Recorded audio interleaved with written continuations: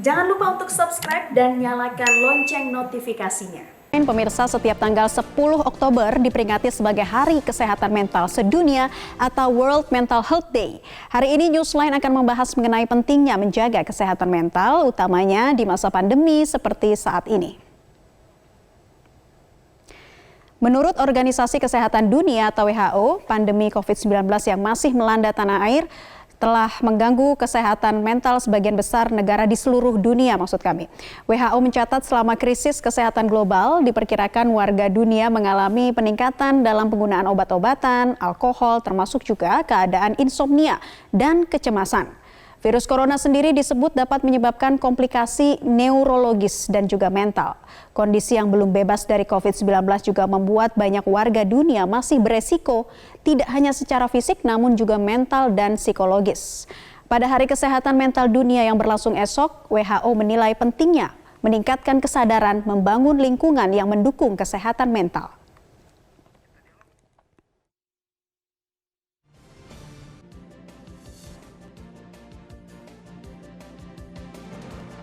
Dan untuk mengetahui lebih banyak terkait kesehatan mental, bagaimana menjaganya, terutama di masa pandemi seperti saat ini, kita segera berbincang dengan psikolog khusus kesehatan mental Firman Ramdhani. Selamat siang, Mas Firman. Selamat siang, Mbak Naila. Iya, Mas Firman, besok kan diperingati sebagai Hari Kesehatan Mental Dunia. Ini yang mengingatkan kita kembali akan pentingnya kesehatan mental.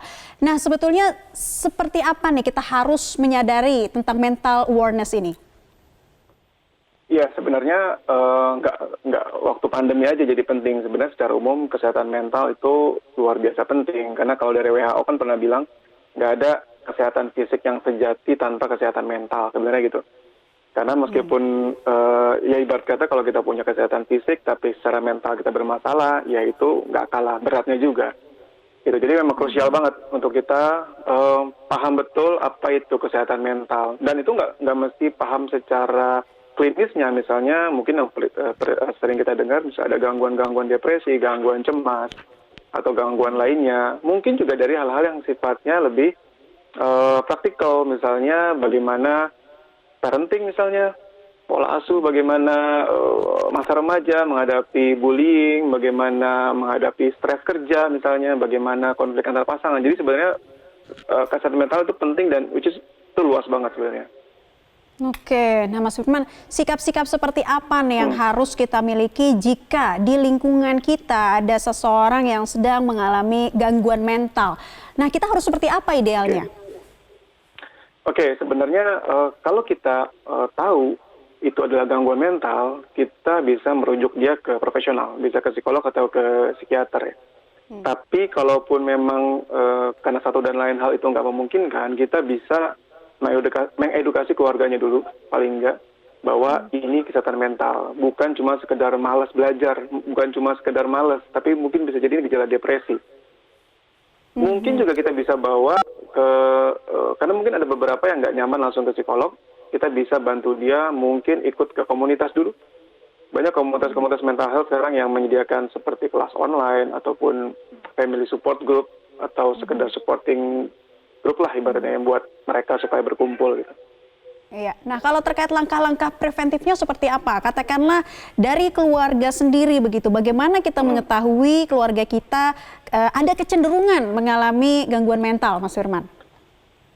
Oke, sebenarnya untuk praktisnya saya suka edukasi ke komunitas-komunitas, ke orang-orang yang mungkin nggak ibaratnya awam lah ya. Biasanya saya suka edukasi. Kunci utamanya adalah keberfungsian. Ketika keberfungsian dia itu berkurang, keberfungsian itu apa? Misalnya dia adalah pelajar, artinya dia sudah mulai susah konsentrasi di kelas, sudah mulai ketinggalan ngerjain PR. Kalau dia misalnya dia seorang ibu, sulit, sudah berkurang waktu happy-nya sama anaknya, sulit membantu suaminya, seorang suami nggak bisa mencari nafkah dengan baik, artinya keberfungsiannya berkurang, itu sudah ciri-ciri ada apa istilahnya, mungkin masalah di psikologis ya, meskipun belum tentu tegak diagnosa ya, tapi paling nggak untuk orang-orang yang awam ketika keberfungsiannya berkurang, itu udah jadi satu tanda bahwa mungkin lampu kuning kali ya, bahwa ada masalah nih di mentalnya nih. Oke, jadi kita juga harus melihat sejauh mana orang ini masih dalam lingkup yang benar begitu ya, atau juga sudah mengalami Betul. gangguan. Jadi kita sendiri juga harus paham sebetulnya apa-apa saja gangguan mental dan bagaimana cara mendeteksinya. Nah, Mas Firman, terkait kondisi pandemi COVID-19 saat ini yang melanda dunia, ini kan menjadi tantangan tersendiri. Apa sikap yang harus kita miliki untuk menjaga kesehatan mental kita? Ya, ibaratnya biar bisa tetap waras lah gitu loh. Oke, iya betul betul. Yang kemarin saya beberapa kali ikut webinar ya, ngadain webinar mengenai bagaimana untuk survive di masa pandemi ini. Memang utamanya adalah bagaimana kita tetap maintain kita punya pikiran. Kita tetap mengontrol pikiran-pikiran kita. Misalnya, yang paling utamanya adalah kemampuan kita beradaptasi. Karena kan ketika pandemi ini kita palingan mesti ngurangin sesuatu, mesti nambah sesuatu di kegiatan kita. Dan itu buat beberapa orang tuh nggak mudah. Dan sederhana misalnya kita buat scheduling. Yang selama ini mungkin kita suka menyepelekan schedule gitu, list-list jadwal kita sehari ini ngapain. Itu mungkin kita bisa mulai. Karena supaya kita lebih tertata. Supaya kita bisa lebih bisa memanage kita punya schedule, jadwal seharian kita. Itu dalam satu bagian dari kemampuan kita beradaptasi. Kita mulai lebih aware lagi. Banyak hal yang bisa buat kita happy sebenarnya. Karena waktu sebelum pandemi, kita punya seakan-akan syarat buat happy. Kalau mau happy itu mesti ketemu teman, yang happy itu mesti ke mall, yang happy itu mesti main bola gitu ya. Syarat-syarat itu yang membuat kita tuh jadi gampang, lebih mudah stres. Artinya ketika kita mulai mesti beradaptasi dengan mengurangi banyak kegiatan tadi, kita mulai list tuh hal-hal apa aja sih yang bisa buat saya happy. Setidaknya kita bisa mulai dari situ, karena sebenarnya banyak yang buat kita happy, cuma kita sering ngasih syarat aja. Dan syarat-syaratnya itu kadang-kadang ya mesti kita kurangin selama pandemi ini. Iya, tapi Dan diantaranya yang kalau lainnya, misal, ya kalau misal katakanlah yang biasanya kita suka traveling, belanja ke mall, begitu dengan PSBB seperti ini, apa nih yang bisa kita lakukan untuk tetap menjaga kesehatan mental nih, yang paling memungkinkan dari Mas Firman? Yang paling mungkin memang kita menyeimbangkan antara yang produktif sama yang membuat kita happy. Yang membuat kita happy itu yang menumbuhkan rasa pleasure ya. Itu apapun itu, dan itu makanya kita perlu ngelis. Karena kadang-kadang kalau nggak di list tuh kita suka skip bahwa ada hal-hal yang bisa kita lakukan dan itu nggak mesti melanggar batas-batas selama pandemi. Itu sebenarnya bisa buat kita happy. Kita lihat itu, kita seimbangin tuh yang produktif sama yang buat kita happy. Jangan sampai, karena pada banyak kasus saya temukan selama pandemi ini justru orang itu tenggelam pada sesuatu yang pleasure-nya doang, happy-nya doang.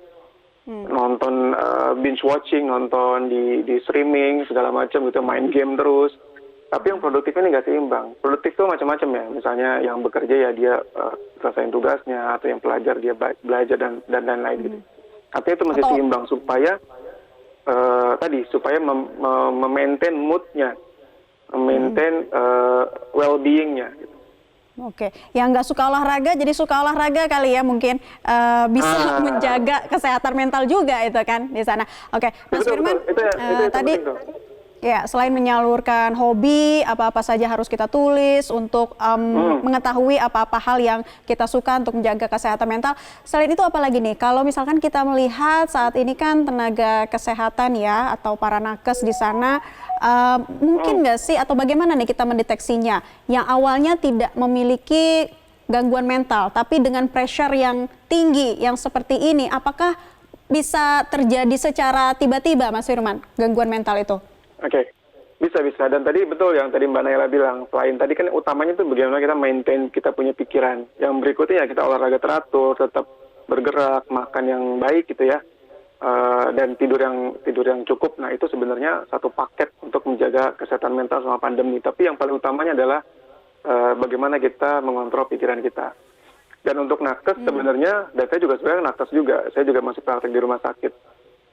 Memang intinya kecemasan itu yang utamanya kan yang paling besar kecemasan. Kecemasan itu perlu dipelihara, dijaga. Karena justru dengan cemas kita kan justru melindungi diri kita.